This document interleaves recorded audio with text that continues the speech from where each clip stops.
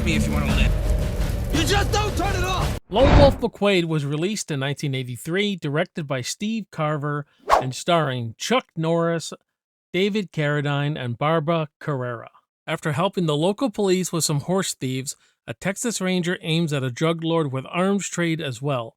They're interested in the same woman, and they're both into martial arts. What's going on, everyone? Welcome back to the channel. My name is Jason. You're watching Backtrack Cinema, and welcome to my review of Lone Wolf McQuade. So we're starting Chuck Norris month of March here. We've done Clint Eastwood. We went through Charles Bronson. Now we're on to Chuck Norris. So we're going to be talking about arguably probably his best movie, his most entertaining movie. Like, basically, to Chuck Norris standards, this would be his masterpiece for a lot of people. We're going to find out if this is this 80s classic that people say it is.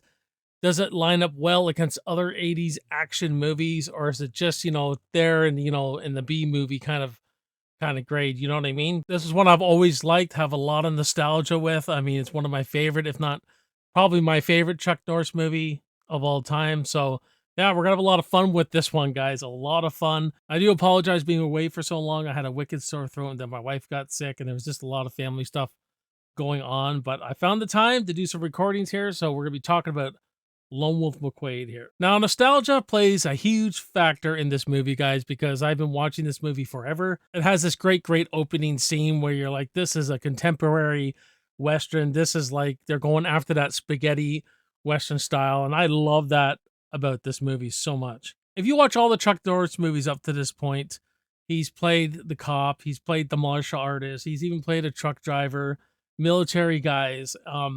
But I still don't think they got his image. I don't think they got that persona figured out yet. I think this is the movie where this character just suited Chuck Norris to a T, and this is the kind of what I think of when I think of Chuck Norris. And when you look at his movies from after this, he kept the beard, that just really, that tough guy persona that stands up for injustice. I think this movie's just that figured out his whole persona, his whole image that really suited him. And what we got here, we got this character of J.J. McQuade, played by Chuck Norris. He's a Texas Ranger. He likes to work on his own. He busts the criminals on his own. He doesn't want any help. He's the last of a dying breed. This is a guy that, as Chuck Norris, I will quote Chuck Norris, he's someone who would work in 1885 and he works in 1983. You know what I mean? So it's a modern Western, but the character is so old school. The last of a dying breed, if you will, and they're projecting an image that the modern world just doesn't want to see. You know what I mean? And J.J. McQuade, he's tough. He's a loner. He's got the highest record of busts ever for a Texas Ranger and all that kind of stuff. But it's his image. The state of Texas doesn't like his image. His captain doesn't like his image. They want a Texas Ranger who goes to church, has a wife, has a kid, dresses nicely, does things properly, does things by the book. He arrests his people his way, like an old gunfighter from the Old West, right? He lives alone with a wolf and off a far-off piece of land. He's always practicing with his guns, practicing his martial arts. He's a tough guy to get close to. You know what I mean? He's just drinks beer whenever he can. He's just this man's man. You know what I mean? And I just love this movie about this. The thing is, why I love action movies so much. There's many reasons, but this movie really has everything that I love. When I was a little kid, I could just live vicariously through a character like this.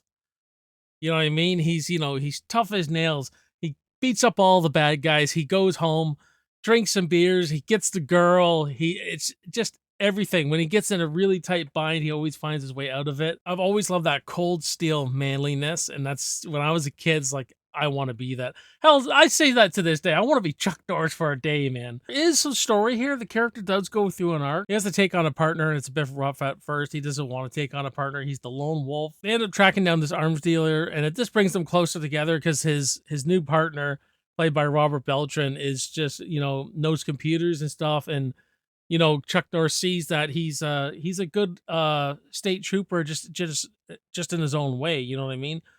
So there's that, and you start seeing Chuck Norris starting to come around when he meets this girl, Barbara Carrera, and she's trying to get him to live a healthier lifestyle, and he knows he has to change. So between his partner and this woman he really falls in love with, he he does start changing. He starts playing by the book. He starts playing, starts teaming up with the FBI.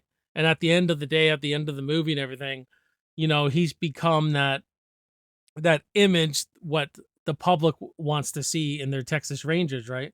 But it's funny though. He's still the lone wolf though. Like he changes, but you know what I mean? He's still that lone wolf character still there. You know what I mean? Like there was so much more to explore with this character. And I know they did it years later with Walker, Texas Ranger, which is a great show and everything, but I would have liked to seen like the JJ McQuade, Texas Ranger, and Lone Wolf McQuade more movies with this character. I think they had a lot of lawsuits though, or they couldn't get anything happening with this, but just a great character, man. And there's Barbara Carrera who plays Lola. This is who Chuck Norris kind of falls for, and she's the business partner of the bad guy, played by David Carradine, Raleigh Wilkes. And so there's this little love triangle in here, and this guy has forced her to become partners, killed her husband. So she's just trying to get away from him. And I really like this character. She's tough in her own right, you know what I mean? But she's stuck between a rock and a hard place, kind of. And she really warms up the J.J. McQuade, Chuck Norris character. It's the whole love story of this whole movie. What I love about Chuck Norris movies is that the girls, the female characters, they're always chasing Chuck. I don't think he's ever chased a woman in any of his movies, man. And Barbara Carrera is just fine, man. Let me tell you, fine, man. It just great, a great opposite the female lead for Chuck in this movie. One of the better ones for sure. And then David Carradine is Raleigh Wilkes, the bad guy. He's an arms dealer.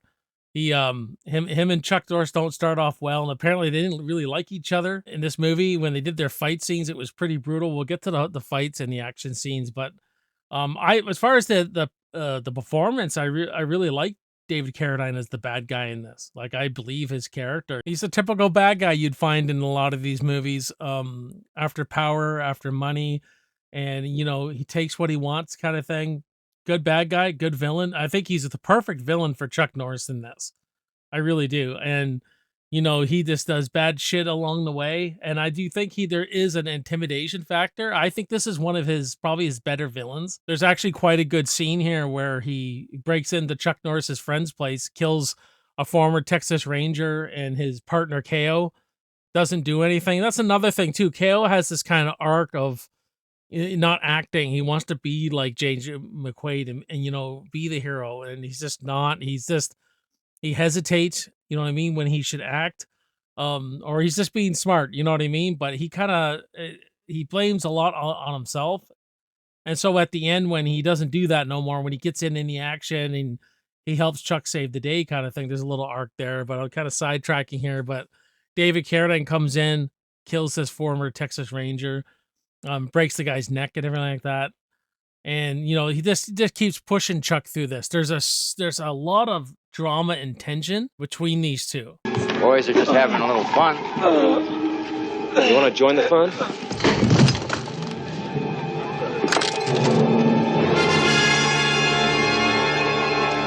They're at a party at the beginning of the movie, and they almost fight at this, this kind of country dance outside kind of thing.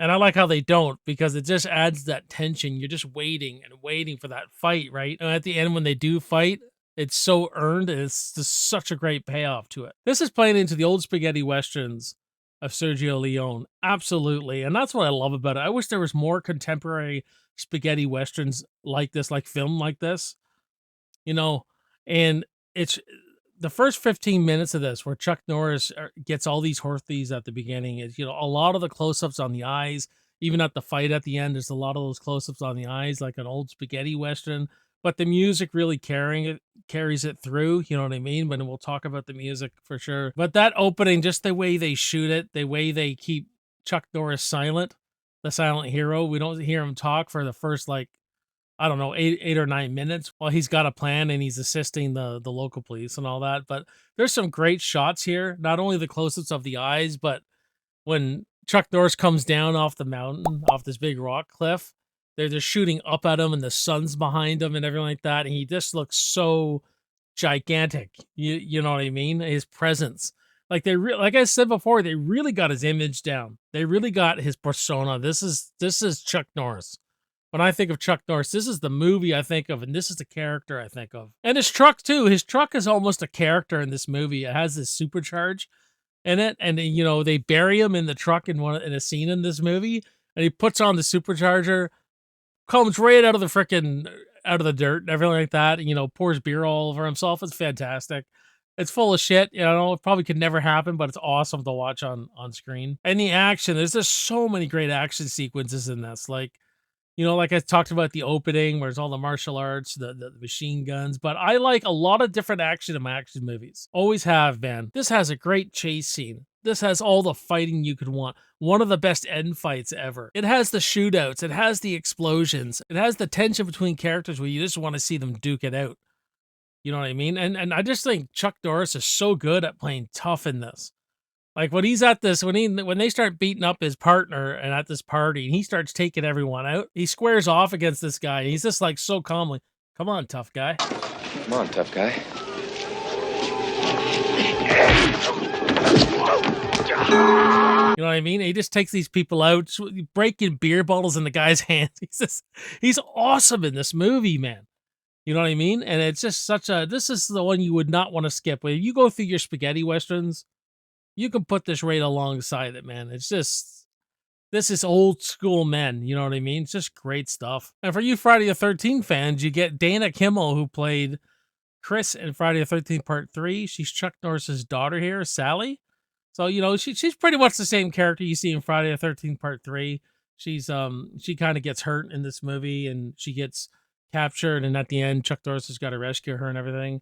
So if you're a fan of those movies, I think you like her in this one too. I think, you know, she's pretty serviceable. That end fight, it's still one of my favorite end fights of all time. I absolutely just love the fight between Chuck Norris and David Carradine. And this is where they did not like each other. Chuck Norris was a real fighter, right? Who knew how to hold punches, who knew how to control all his punches. And David Carradine really learned how to fight through movies and such like that. And apparently he didn't have a lot of control. Like he knocked out a stuntman and all this. And Chuck's like, don't you do that to me, man, because I will retaliate. You know what I mean?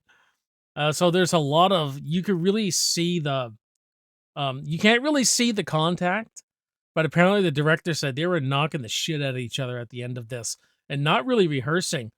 When he said, okay, it's action, they just went at it. Like, for lack of a better word, like they just went at it. And you could see it on their faces, man. I mean, I really think there is some scenes in here they were knocking the shit out of each other, man. Some of the best stuff actually wasn't used for whatever reason in that end fight. You know what I mean? It's an awesome end fight. They're just going at it, you know, the way they just let two guys just go. I mean, it's filmed great. It may not be the flashiest fight, the fastest fight, the shit you see now. Well, it's not shit, but the stuff you see now where it's really tight and well choreographed and it's really fast. You know, it seems like everyone's moving faster and faster. This is just raw and gritty and dirty and sweaty. You just feel the fight.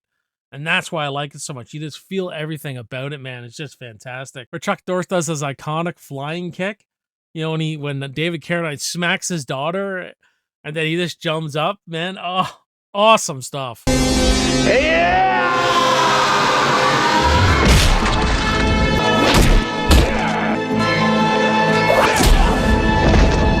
Now, the real star of the movie, we're not going to lie, let's just be honest with each other here.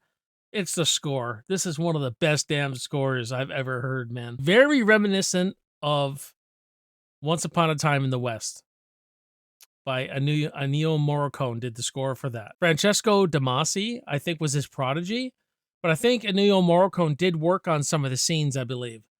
But you could hear the melodies and the structure a little bit in this that's coming off of Once Upon a Time in the West, but it is his own original score. Every character has their own kind of theme. Like Chuck Norris's theme is just absolutely fantastic. Starts off with that whistle and everything like that, and it's repeated through many scenes in this.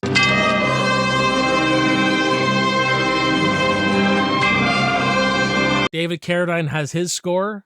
You know what I mean? The more villainous kind of score. And there's all the romance between Barbara Carrera and Chuck Norris. There's a beautiful love score.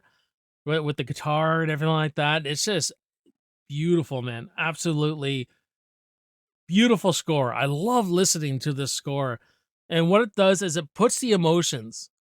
You're feeling everything. You know, in a lot of Chuck Norris movies, I don't like, they're awesome, they're badass, but I don't tend to feel. I just feel this movie so much. The movie brings out so many feelings, whether it's like you fist pumping because he's beating the shit out of someone you've been waiting for him to do, or it's the love scene where it's just really, it's like the sensitive side, and it brings out all the beauty and all like that. Especially with Barbara Carrera, how beautiful she is. A score is supposed to bring out the emotion in you, and it does. It's just a fantastic score, and it's the star of the movie as far as I'm concerned. You know what I mean? Just absolutely fantastic. So yeah, guys, so does this movie hold up against other 80s action movies? I think it really does. Is it Die Hard level? Is it First Blood level? Like movie Lethal Weapon? No, I don't think it is. You know what I mean? But I look at people like Chuck Norris and Van Damme and Seagal.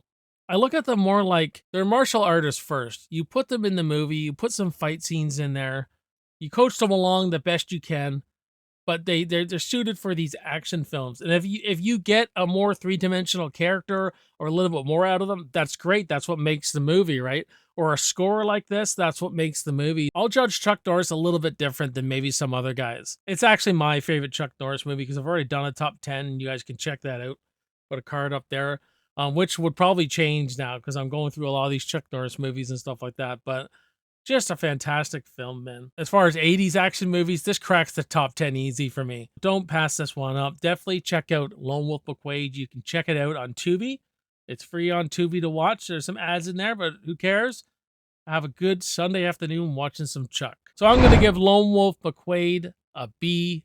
What about you guys? Do you like Lone Wolf McQuade? Let me know in the comments. We'll have a great discussion about Lone Wolf McQuade and all that jazz. I thank you very much for watching. There's your next video to watch right below there.